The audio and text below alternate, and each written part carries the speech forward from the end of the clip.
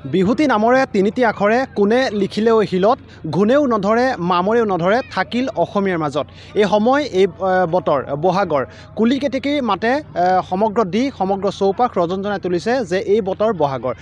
ৰাজ্যৰ বিভিন্ন প্ৰান্তত দেখুৱাইছোঁ আমি যি ৰঙালী বিহু উদযাপন কৰা হৈছে আৰু এই মুহূৰ্তত ৰঙালীৰ বতৰালৈ এই মুহূৰ্তত আহি মই উপস্থিত হৈছোঁ টিয়কত আৰু টিয়কত বীৰ লাচিত থানাৰ টিয়ক আঞ্চলিক সমিতিৰ উদ্যোগত আৰু সমূহ টিয়কবাসী ৰাইজৰ সহযোগত উদযাপন কৰা হৈছে বৃহৎ ৰঙালী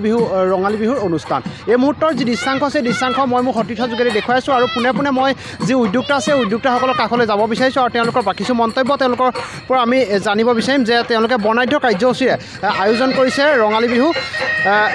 শুভেচ্ছা জ্ঞাপন কৰিছোঁ কি ক'ব খুব ভাল লাগিছে আমি বীৰ লাচিত থানা অসমৰ তৰফৰ পৰা সমূহ অসমবাসী ৰাইজলৈ ৰঙালী বিহু শুভেচ্ছা জনালোঁ আৰু এই বহাগৰ বতৰতে আমি এটাই কথাই চিন্তা কৰিছোঁ যে আমাৰ যিসকল তেজাল ডেকা গাভৰু আছে জাতিটোৰ হকে যাতে এই ৰঙালীতে নিজৰ ৰং সানি পানি আগবাঢ়ি যাব পাৰে আৰু আপোনালোকে দেখিছেই খুব সুন্দৰকৈ আমাৰ এই পৰিৱেশ সৃষ্টি কৰিছে আমাৰ অকল ইয়াত বেলেগ মানুহ যোগেদি নহয় আমাৰ যিমান কাৰ্যকৰ্তা আছে আমাৰ বীৰ লাচিত টিয়ক আঞ্চলিক সমিতিৰ যিসকল বিষয়বাদ নিজে গেট বনাইছে নিজে আমাৰ ধুনীয়াকৈ ঘৰ বনাইছে ইয়াত গোটেই অসমীয়া যিটো গাঁৱলীয়া সমাজৰ পৰম্পৰা গোটেইখিনি দাঙি ধৰা আছে আপোনালোকে দেখিব ইয়াত জাপিৰ পৰা ঢেঁকীৰ পৰা তাঁতশালৰ পৰা সকলো বিষয়বস্তু আমি দাঙি ধৰিছোঁ আমি আশা কৰিছোঁ যাতে আমাৰ মাজত যি বিভেদ ভাৱ থাকে কেতিয়াবা অসমীয়া মানুহৰ মাজতে এই সকলো নিৰ্মূল হওক এই বহাগৰ বতৰতে আপোনালোকে আৰু এটা জানি সুখী হ'ব যে আমাৰ সন্মুখত এপিনে হিন্দু মানুহ আৰু এপিনে মুছলমান মানুহ একেলগতে ৰাইজক আদৰিছে বঁটা দি পানি আমি এটা ঐক্য বতৰ আমি দিবলৈ চেষ্টা কৰিছোঁ বিহুৰ বতৰত আমি ধন্যবাদ জ্ঞাপন কৰিছোঁ কি ক'ব সকলোকে ৰঙালী বিহু শুভেচ্ছা জনাইছোঁ বীৰ লাচিত থানা অসম টিয়ক আঞ্চলিক সমিতি আৰু টিয়কবাসী ৰাইজৰ সহযোগত প্ৰথমবাৰৰ আমি টিয়ক হাইস্কুল খেলপথাৰত ৰঙালী বিহু উদযাপন কৰিছোঁ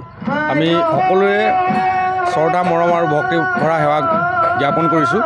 আজি এদিনীয়া কাৰ্যসূচী যি বীৰ লাচিত থানা অসমে ৰঙালী বিহু উদযাপন কৰি লৈছোঁ আমাৰ যেন এই কাৰ্যভাগ সকলোৱে পাৰ হয় তাৰে কামনা কৰিছোঁ আমি যি দৃশ্যাংশ আছে দৃশ্যাংশ আমি দেখুৱাইছোঁ আৰু ইয়াত ক'ব লাগিব সঁচাকৈ এক সম্প্ৰীতিৰ এক অনন্য নিদৰ্শন ইয়াত দাঙি ধৰা পৰিলক্ষিত মই মোৰ সতীৰ্থৰ যোগেদি আজি সামগ্ৰিক দৃশ্যাংশ মই দেখুৱাবলৈ অনুৰোধ জনাইছোঁ আৰু যি দৃশ্যাংশ আছে এই দৃশ্যাংশ মই দেখুৱাবলৈ অনুৰোধ জনাইছোঁ মোৰ সতীৰ্থসকলক যি ইয়াত প্ৰয়াত কণ্ঠশিল্পী ৰাজীৱ শদিয়াৰ যি বাসগৃহ আছে এই বাসগৃহৰ এক সুন্দৰ যি দৃশ্য আছে এই দৃশ্য ইয়াত তুলি ধৰিবলৈ চেষ্টা কৰিছে মই মোৰ সতীৰ্থৰ যোগেদি মই দৃশ্যাংশ দেখুৱাবলৈ অনুৰোধ জনাইছোঁ এয়া যি কণ্ঠশিল্পী প্ৰয়াত ৰাজীৱ শদিয়াৰ যি দৃশ্যাংশ আছে এই যি বাসগৃহ এই বাসগৃহকে সুন্দৰ ইয়াত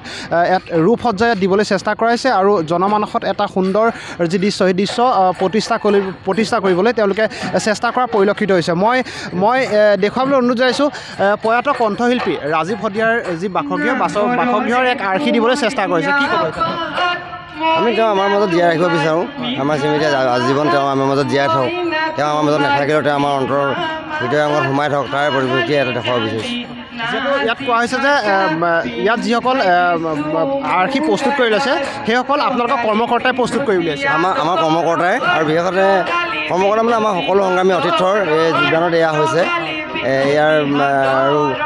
অকল আমাৰ ইয়াৰ বুলিয়ে নহয় প্ৰায় চব যুৱ সংঘ বা আদি কৰি গোটেই ল'ৰাখিনিয়ে জড়িত হৈ আমি কৰি আছোঁ ধন্যবাদ মই ইয়াক যি অনন্য আৰু এক দৃশ্য আছে দৃশ্য মই দেখুৱাবলৈ অনুৰোধ জনাইছোঁ যিয়াত সম্প্ৰীতিৰ এক অনন্য নিদৰ্শন ইয়াত দেখুৱাবলৈ চেষ্টা কৰাইছে আৰু মই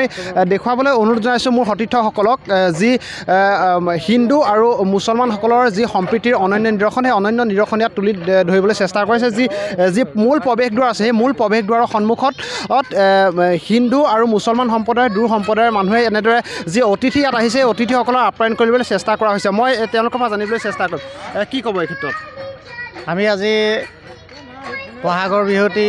বীৰ লাচিত থানাৰ ফালৰ পৰা আয়োজন কৰিছোঁ আমি ইয়াত কোনো হিন্দু মুছলিম বুলি ভেদভাৱ নাই আৰু এই উৎসৱটি পাতিবলৈ পাই আমি অতি আনন্দিত হৈছোঁ আৰু আমাৰ টিয়কবাসী ৰাইজে যি সহায় সহযোগিতা কৰিছে তাৰ বাবে আমি সকলো ৰাইজলৈ ধন্যবাদ জনাইছোঁ হয় আমি ধন্যবাদ জ্ঞাপন কৰিছোঁ এয়া আচলতে যি বীৰ লাচিত থানা অসম টিয়ক আঞ্চলিক সমিতিৰ উদ্যোগত আয়োজন কৰা যি ৰঙালী বিহুৰ যি দৃশ্যাংশ আছে দৃশ্যাংশ আমি দেখুৱাইছোঁ আৰু আমি ইয়াত পুনৰ পৰা জনাইছোঁ হিন্দু আৰু মুছলমানসকলৰ যি সম্প্ৰীতি সেই সম্প্ৰীতিৰ অনন্য এক নিদৰ্শন দাঙি ধৰিবলৈ চেষ্টা কৰা হৈছে টিয়কত অনুষ্ঠিত হৈ থকা বীৰ লাচিত থানা অসম টিয়ক আঞ্চলিক সমিতিৰ উদ্যোগত অনুষ্ঠিত হোৱা এই ৰঙালী বিহুত আৰু এই ৰঙালী বিহুৰ প্ৰাংগণতেই যি প্ৰয়াত কণ্ঠশিল্পী প্ৰয়াত কণ্ঠশিল্পী ৰাজীৱ শদিয়াৰ যি বাসগৃহ আছে বাসগৃহৰ এক সুন্দৰ ইয়াত ৰূপসজ্জা দিবলৈ চেষ্টা কৰা হৈছে আৰু কণ্ঠশিল্পীগৰাকীক জনমানসত জীয়াই ৰখাৰ যি এক প্ৰচেষ্টা সেই প্ৰচেষ্টা বীৰ লাচিত সেনা অসমে লৈছে বুলি ক'ব লাগিব।